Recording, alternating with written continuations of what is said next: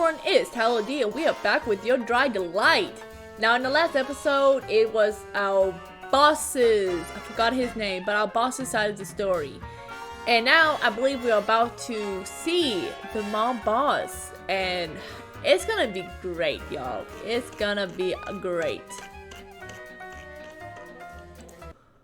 Hello? Rich here. Hello? Two hands roughly shake my shoulders. When my eyes struggle open a few seconds later, I notice how dark the sky outside is. Wait, was I? There's only one of us who can sleep for half the day, Richter. Don't try and steal my thunder. Why didn't you wake me up sooner? You were clearly exhausted. Those dark circles on your eyes make you look like a raccoon. It's cute. But listen, try to get more sleep at night, okay? I can't rely on a hazy partner to have my back, after all. And whose fault is that? I didn't get any sleep exactly, Mr. Bright-Eyed and Bushy-Tailed over there. Oh yeah, we went to a party, too. After we get our things together, Leslie and I prepare to head out to the speakeasy. It's already late, and there's been no call from her, so something's obviously going on. Richter, wait. As I reach for the door, Leslie suddenly grabs my sleeve, tugging me back a little. About last night. I do remember it all, just so you know. This bastard! So all of today was just an act? I know, I couldn't pass up the opportunity. Please don't hate me too much. But I just wanted to tell you that, well, I'm sorry. He bites his lip, averting his gaze guiltily. It's the same look he had last night, right after he kissed me. If you want, we can agree to pretend it never happened. Things can go back to normal. We'll just be regular friends, senior partner and junior partner. Neither of us speak of it again, and we can chalk it up to me being drunk and stupid, mostly stupid.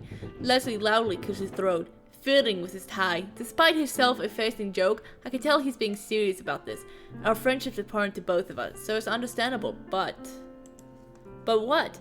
How do I really feel about things? It's not a question of liking Leslie, but last night's situation was, well, you were drunk, so I feel guilty. I definitely don't want to forget it. I don't know if him and Leslie click. I really don't, because I feel like him and the mob boss actually did click. You know, like they talk more. With him and Leslie, they talk about work. You know, you don't really know much about Leslie at all. You know, plus the fact that they wait till they was drunk to make a move, you know, that's not good. Okay, that's not good. You don't do that. Okay, you don't. Alright, so just, you know, it shouldn't have happened. Plus, it's like, Leslie, yeah, he's cute and all. You know, but there's nothing more to that. Like, who is Leslie? Who is he? Because I don't know. I know more about the mob dude, you know. He had like a great childhood, you know. He loves coffee. He loves cake, you know. You know more about him. You know nothing about Leslie. So, I want to forget it. You were drunk. It's just that you're a drunk, boss, so I guess I kind of feel kind of guilty kissing you like that when you probably didn't know what you were doing. Oh, is that the problem? Yes! Trust me, I knew exactly what I was doing. I'm completely sober right now, so if you like, I could do it again. No, I believe you. Leslie snickers at my hasty response, back to his normal smug self, but I can tell he's relieved to clear the air between us. I am too. Hey, once we're sure or safe, let's talk about this again, in a more private setting. Does that sound okay? It sounds great, boss. Did you just... Before I can finish, Leslie suddenly pulls me into an enduring hug, squeezing so hard I can barely breathe. He buries his face against my shoulder, nuzzling against it. This is inappropriate. This is a workplace. How could he make my heart ache so much? I'll never become a hard-boiled detective if I keep getting feelings like this. Sighing affectionately, I curl my arms around him and squeeze back, enjoying the few moments of warmth we share. Okay. Leslie soon pulls back, taking a deep breath. Then we nod at each other, just like always. If we hurry, we can get to the bottom of this and have still time to get cannoli before the shops close. Richard, you never told me you could read minds. I try to stay out of yours, too scared of what I might see. Clever boy. I don't know if I like Leslie, I really don't. We head out side by side, determined but hopeful, the partners we've always been. I have faith in Leslie, just like he has faith in me. We'll get the job done, together. Welcome, gentlemen. Please enjoy your night. Loud music rushes over me in a wave. The familiar sea of dancers, lights, and sparkling glasses. Phew! This place is quite a scene, isn't it? Leslie murmurs at my side as we walk along, glancing around to speak. It's a little less crowded today. They must have known you were coming. Oh, low blow. And plus, Leslie kind of ruined our date with the mob boss, you know, by interfering after we told him not to. So, no, I don't like Leslie. I don't. As we weave our way to the bar, my attention is drawn to a group of familiar figures, the sketchy guys from the other night, but it looks like there's more of them today. I nudge Leslie's side and jerk my chin in that direction. He follows my subtle gesture, eyes narrowing faintly. We exchange no words, but I can tell we're thinking the same thing. Those are Maya's men. At the bar, Leslie orders us a couple of drinks, just to keep up appearances. We've got to find some way to ask about Earl, but we can't risk being too obvious about it. Jack, you finally decided to show up, When a certain voice calls out over the music, I freeze. If that's who I think it is, then... Ah, Maya. I was terribly disappointed last night, Jack. The expensive bottle of honey Slovats I got you was my sole conversation partner. Sure enough, Meyer saunters up with his usual sly grin, leaning one arm against the bar. Oh? I see you brought a friend. Meyer turns his attention to Leslie, stunning him for a few moments before offering a polite nod. Leslie does the same, sizing the other men up silently, but quickly breaks into a smile of his own. You must be Meyer. Jack was just singing your praises, and you know I can really see why. Singing my praises, was he? My gaze meets Meyer's, but he suggestively winks. Great, Leslie. Thanks for encouraging him. And who might have the pleasure of meeting tonight? Leslie's the name. How do you do? Wait, he's giving Meyer his real name? Is he planning something? They reach around to shake hands, each still wearing a confident smirk. How do you do? Would I be correct in assuming you're a public servant like Jack here, Mr. Leslie? You would be very correct. We met through work, actually. I see. Very interesting. There's something uncomfortable about this atmosphere. What exactly is going on? And you, Meyer? What do you do for work? Curious you should mention that I consider myself a public servant as well. Am I? What a coincidence. I had a feeling, really. The second I saw you, I thought to myself, here's a charitable man. Alright, I knew it. You may not believe this, but I had the same reaction. That noble air you have, why, it speaks volumes about you. You strike me as a dutiful sort of fellow, and I respect that. No, something is definitely very wrong. There's no way either of them is being serious. In fact, it almost sounds like... Actually, Mira, I have a question for you. Pausing for a moment, Leslie glances up at the clock. It's only a quick look, but it seems deliberate. Of course, please go on. You didn't happen to see a man around here the other night? Dark, shaggy hair, pointy nose, brown eyes, walks with a slight limp. Mero brushed his hand through his hair, eyes lying drifting to one side. It's very possible. That description sounds quite familiar. But you know, Mr. Leslie, information often comes with a price. At that instant... Ah! It's the cops! The speakeasy door flies open, a small group of officers rush in. Screams echo through the parlor as the music cuts off, but the cacophony quickly goes silent. As the officers pull out the guns, the mafia types grab their own pieces, pointing back at the officers. Leslie, what?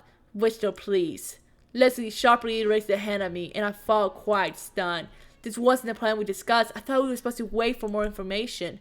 Unless Leslie did this because he thought I'd be too soft and male.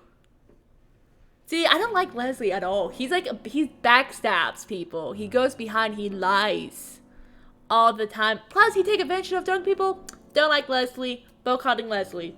I suggest you cooperate with us, Eastman, and give us the agent's location. Mayor didn't seem nearly as shocked as he should be. How can he be so calm? He had no idea this was going to happen, did he? Alright, I'll cooperate with you, but please, tell your men to lower their weapons. I'll do the same for mine. And then we can discuss things calmly, without threat of accidental bloodshed. Agreed. Leslie hesitates. There's a very strange degree of trust going on here, but I get the sense that neither of them wants it to end in violence. I know Leslie hates hurting anyone, even criminals, and Mary doesn't seem the type to enjoy it either. Understood. Both of them exchange looks and stimulously nod at their men, who slowly reluctantly lower the guns. The tension in the room eases a little bit, though it's still far from calm. Let me rephrase by saying your man is safe. He's being held in the back room, preferably properly fed and watered. In fact, he's already gotten to know most of the men. A very likable fellow. That does sound like Earl. The guy can get along with just about anyone. Why did you capture him then? To use him as bait, naturally. Bait? Mayor nods, giving me a slightly apologetic smile, although he looks too pleased with himself about it all. You see, after our friend Jack here showed up the other night, I was struck with an idea. I knew he was a detective before he so much as walked in the door. Your informant's working for me, so I decided to have a chat with him. You mean, back there, that was... Don't get me wrong, Richard, I was enjoying every second of it, but I've been looking for a way to work out an arrangement with the law in Cleveland for some time. You're a hard-headed sort here, let me tell you. He exhales a breath beneath his teeth, gently shaking his head. Richard, however, I could tell he was made of something different. Not so hell-bent on enforcing the Volstead Act, yet not just the type to be bought either. I was intrigued, so I thought I'd try to work out a deal until he cruelly decided to leave me hanging, that is. Giving him my name was what you might call a backup plan. I knew he'd put it together soon enough and come back when he did. Capturing your agent now, that was a little more spontaneous, a little foolish too, more than likely, but it's how I operate. His lips curl and a devil-may-care smirk, and he shrugs nonchalantly. You really had this all planned from the beginning? Wasn't it a huge risk? Of course, but a calculated one. Mayor casually waves one hand as if brushing away my disbelief. Nothing ventured, nothing gained. I like to make big gambles, and most of the time, they pay off. But I've done my research on your backgrounds, your past jobs. I knew you wouldn't simply raid my venue without showing a little of your hand first. So you could say the chips landed where I thought they might. It's suddenly all too clear how this man became a mafia leader. He's got the right mixture of planning, risk-taking, and charm, all wrapped up in one dangerous package. Oh, he's amazing. Phew! I feel like a man who just got cheated out of his fortune at cards. Leslie rubs his cheek with a hand, blinking rapidly as if to try to understand what everything we just heard. I can't blame him. I knew Mayor was sharp, but I had no idea he planned everything out ahead of time. I did because it's already happened. I'll admit, despite the fact that your methods are incredibly questionable, you've made me curious. You mentioned a deal, didn't you? What kind of deal were you talking about here? Leslie. To my surprise, Leslie carelessly questions Mayor, one eyebrow slightly raised. I was expecting him to be furious, but instead, he sounds more impressed than anything. I was hoping you'd ask that. Why don't we discuss matters privately on a neutral ground? I'll even let you pick the spot. All of us disarmed with a few of our men waiting outside. A moment, if you don't mind. Leslie grabs my sleeve and pulls me aside a little, leaning up towards my ear. You really trust him enough for this? Normally I say it's suicide, but this Mayo, he's not like any other man I've ever met. It's like talking to the chief of a big operation and not a mafia leader. He scratched his head, clearly baffled. It's not like I can blame him. I felt the same way when I first met Mayo the other night. I don't think he means us any harm, boss. He's still a gangster, obviously, but I think he really wants to work out a deal. All this would be way too much trouble otherwise. And honestly, I'd like to hear what he has to say. My thoughts exactly. I think we should hear him out then. After a brief moment of hesitation, I nod. We're playing with fire here, and we both know it, but there's nothing new for us. If you don't mind me saying, Mr. Leslie, I gather you're the type to take conscience. Mayor pipes up airily, and we both glimpse over towards him. Should the two of you not show up in perfect health tomorrow, I'm certain I'll have a big house on my hands, and that's not what I want, I assure you. You really did do your research, didn't you? It's a favorite hobby of mine. So that means you know what size underwear Richard wears? Boss! I'm afraid you'll have to barter for that information. Oh, you drive a hard bargain, do you? I like that. I feel like my only ally just switched his colors. Great. Just great. After a little more discussion, the three of us settled on a hotel for our meeting spot. The unfortunate patrons who had witnessed all that, well, they've sent home and promised 3 drinks when they come back. In this day and age, there's probably enough to risk being shot. Once that mess started out, the 3 of us head to the hotel with our respective men. I can't even begin to imagine how tonight will end, but I have to hope for the best. Oh, achievement unlocked, my senior Pardo. Nice. I hope this isn't the part where we get shot by a sniper through the window. The restaurant across the street won't let my men inside, unfortunately. Ah, what a relief. The three of us stroll into a hotel room, still followed by the tin zero from earlier. Mary and Leslie have been constantly bantering on the way here, but I can't tell if it's genuine snideness or the playful kind. Well, no point in wasting any time, eh? Let's hear your proposal, Eastman. We're listening. Of course. I'm sure both of you are exceptionally busy men. We shift to a fairly close circle, close enough that we don't risk our faces carrying too far. Leslie stands near to my side with Mayo, almost protective in his stance. I don't know what he thinks he can do. If worse came to worse, I guess I could pick him up and use him as a battering ram. Assume you're already aware of my influence in our city and the control I have over a large amount of business. But I'm not without competition. There are a number of smaller, persistent groups that, while less organized, are still insignificant, and as a result of my extensive art network, I'm very familiar with the movements of these various outfits and their leaders across Cleveland. In English, that means you know what the other gangs are up to, right? Precisely, Richter. He winks at me almost imperceptibly, like I've finally been let in on some inside joke. Suppose that I offer a steady stream of that information to you, more than enough to fill reports for the FBI, surely, at least for the time being. You'll discover a new warehouse to raid every other week, one that coincidentally belongs to a different organization than my own. Funny thing how coincidence like that happen. Leslie grips quiet dryly, glancing between Mayor and me. His gaze stays locked with mine for several seconds, one eyebrow raised in a "what do you make of this so far" kind of way. So what would you be wanting in exchange? A little bit of discretion on your part that will allow me to carry on with my business. Mayor murmurs on his terms, rather naturally, blowing on his nails and polishing them nonchalantly on his collar. I'll see to my men keep their noses clean. After all, I'm interested in providing alcohol to customers, not filling the streets with the bodies of my enemies. Very chaotic. There's certainly more where that came from. He doesn't even make eye contact, innocently gazing another direction, but his tone is teasing enough to get the message across.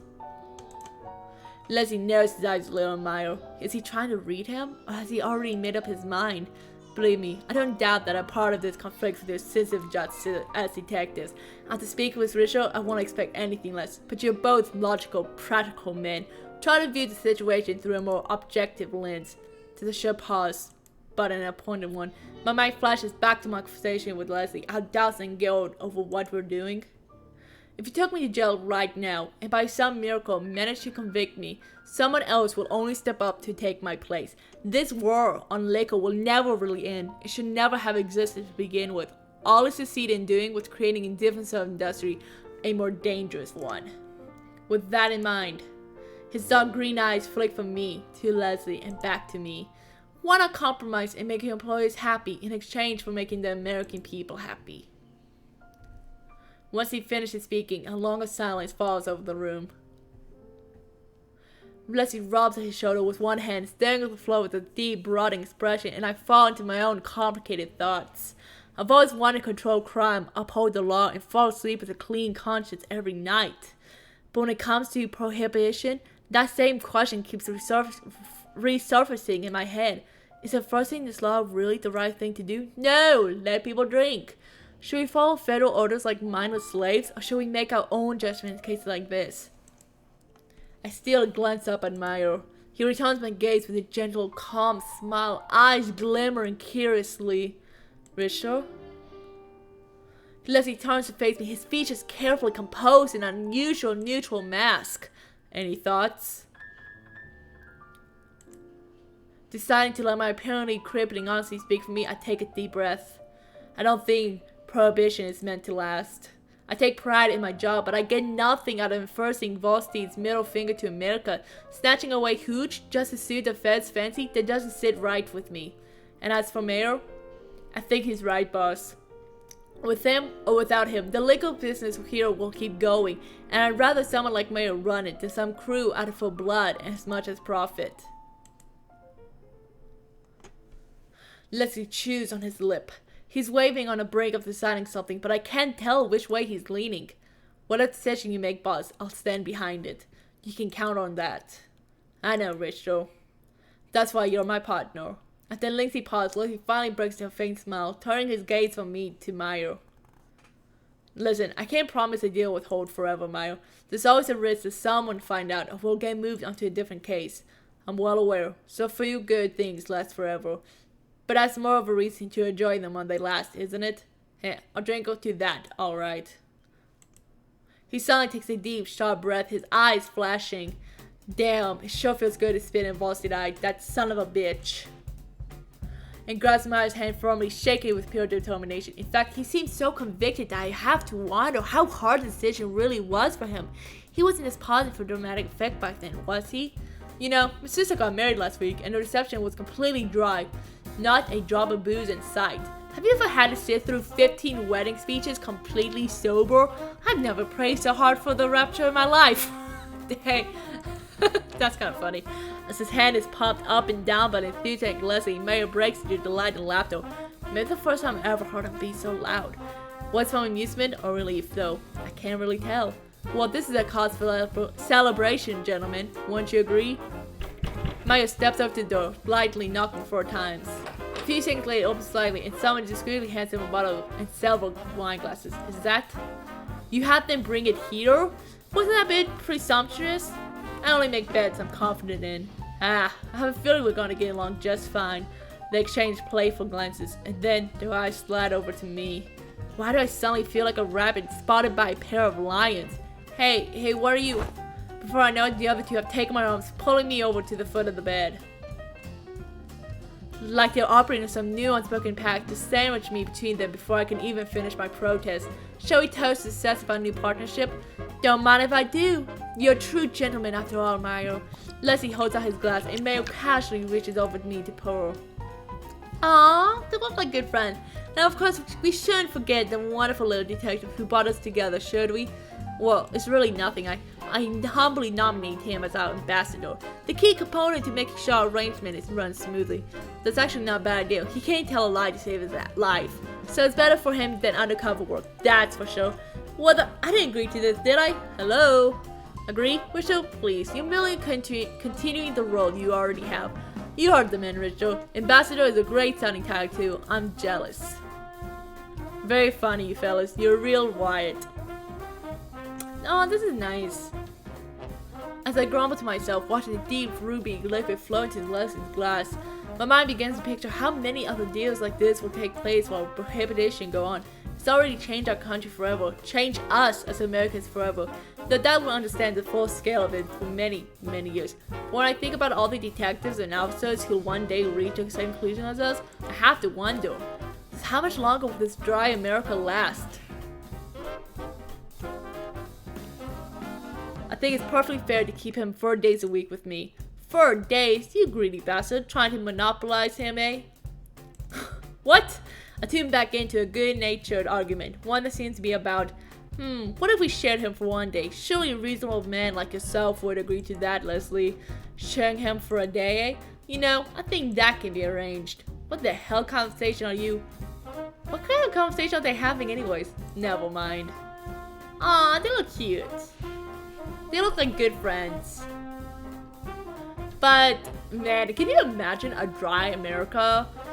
Like, there's some places in the same, in different states that's dry county, and I can't imagine living in them. I cannot.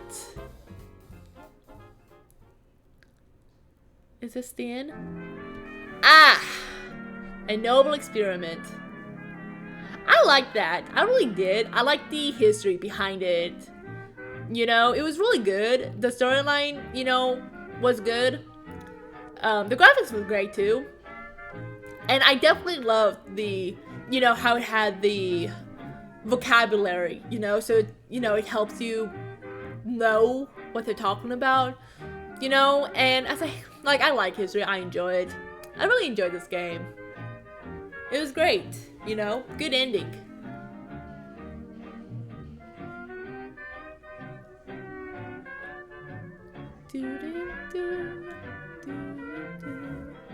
No man is an island, entire of itself. Every man is a piece of a continent, a part of the main.